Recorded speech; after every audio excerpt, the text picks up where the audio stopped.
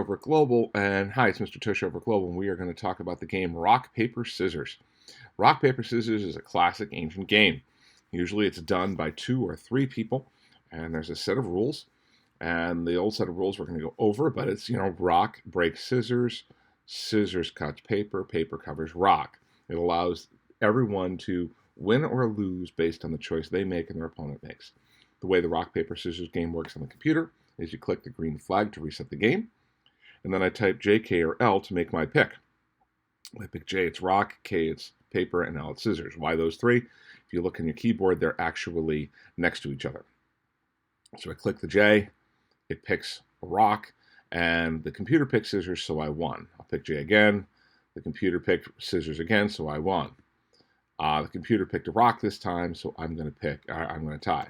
Notice it resets itself too. I'm picking a K, pick K a couple times, I'll pick the L a couple times, and the L allows me to win or lose depending on what the computer does. So let's go over what this is. And yes, there is a starter available to you. Rock, paper, scissors. It's basically using a logic called if, then, else. Now, we already know how this game works, but if you're not sure, I'll just review it. You have the icons, rocks, paper, and scissors. And those icons are what I'm going to use for my little explanation here. 2 players usually, although it can be 3. Both or all 3 choose their icon, their item at the same time. Depending on the choice, you win, lose, or tie. Usually you say something like rock, paper, scissors, shoot, and everybody puts their hand out at the same time. And depending on what you choose, you have scissors. Now, scissors, if scissors is my choice, and my opponent picks scissors, it's a tie. We do it again. If scissors is my choice, and my opponent picks paper, I'm going to win. If my opponent picks rock, I'm going to lose. Each one of these 3 items has a winner and a loser. So if I pick paper, I'm going to win against rock, I'm going to lose against scissors, etc. For example, I pick paper, my opponent picks rock. Who wins? I do, because paper covers rock. Let's try it again. I pick paper, opponent picks scissors. What happens? I lose, because the scissor wins because scissors cuts paper. Which one of these 2 wins, rock or scissors? We should know by now. It's rock. And rock breaks scissors. So you get the idea. Now, if then else narrows your choices but allows you a multiple choice. But you do have to choose. You can't just randomly just have, if I have A, B, and C on the list, you can't pick Q, but it does allow me to make choices. So it takes this old logic. This is what we did before. If I am hungry, then I eat a snack. So I check for a value. If the score equals 3, click you won. If I am hungry, then I eat a snack. And if I'm not hungry, I don't think about this anymore. I move on. And that's generally speaking how that works. Well, when I go to if then else, I add an extra layer to this.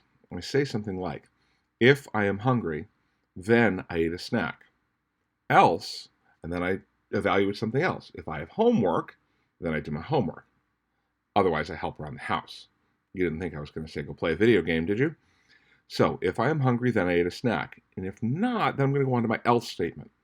My else statement says, well, check now if I have homework. And if I have homework, then I'll do my homework. If I don't have homework, then I'm going to be constructive and help around the house.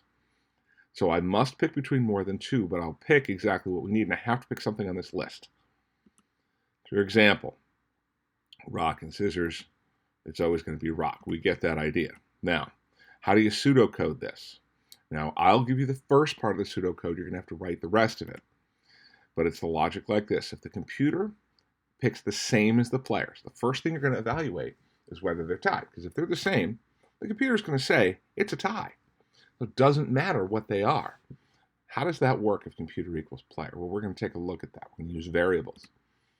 Otherwise, if the computer is equal to the rock, then if I've got a rock, the player's a paper, say you win. Look at it this way.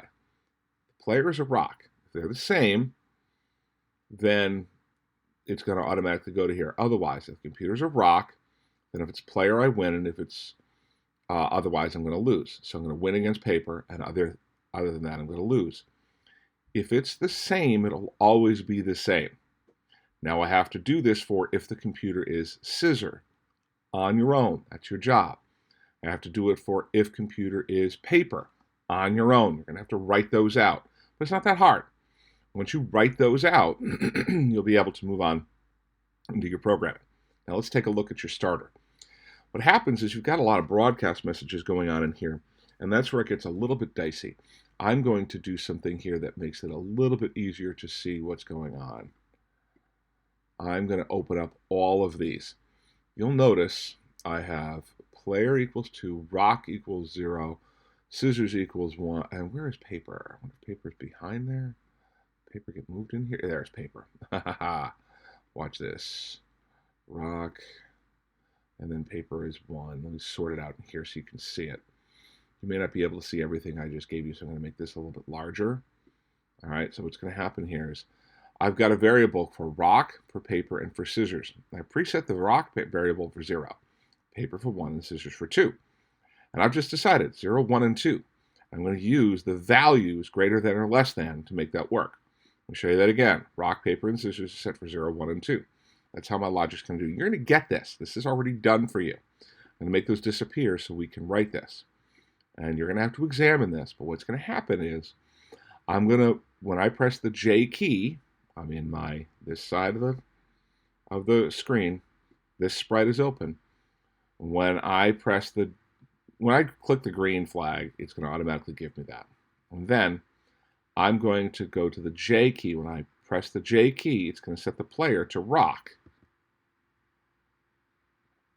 And when the player is set to rock, it switches the costume to rock and it broadcasts show pick. Show pick. What happens? I got a broadcast message in there called show pick. Well, look at this. My computer is set to deal with show pick, and when the computer receives show pick, it sets the computer to a random number between 1 and 2, and starts the if then, and makes its pick. If computer is equal to rock, then switch costume to rock. If computer is equal to paper, then switch costume to paper. Otherwise, switch it to scissors. So it's checking out. It picks a random number between 0 and 2. It's going to pick 0, 1, or 2. Now, if computer is equal to rock, if it picks rock, well, rock is worth 0. So if it randomly picks a 0, it's going to pick a rock. If computer is equal to paper, well, wait a second. You mean if the computer is equal to 1, then switches the costume to 1, because it's picking between 0 and 2. And then if computer picks randomly a 2, then it will set the costume to 2. So now you've kind of got it done there. Now, it then said something called determine winner. And you'll notice I've not given you that. That's your job. You're going to have to actually use figure out the determine winner, so the computer will tell you whether you won or not. It will wait 0.7 seconds, which I think is a little bit quick, and then it resets it. Now, I'm not going to do your logic for you. You should be able to get that logic done using this pseudocode. When it's all done, your game will function like this. So you'll see I'll pick a K, tells me I won, waits 0.7 seconds, and goes back. I'll pick an L, scissors. I picked it tied, and it goes back, and it resets itself. I'm going to reset the game here. That's all you need to do. Good luck. I hope that helped. You should be able to begin programming at this point. The final game will tell the winner and loser each time. Rock, paper, scissors. Good luck.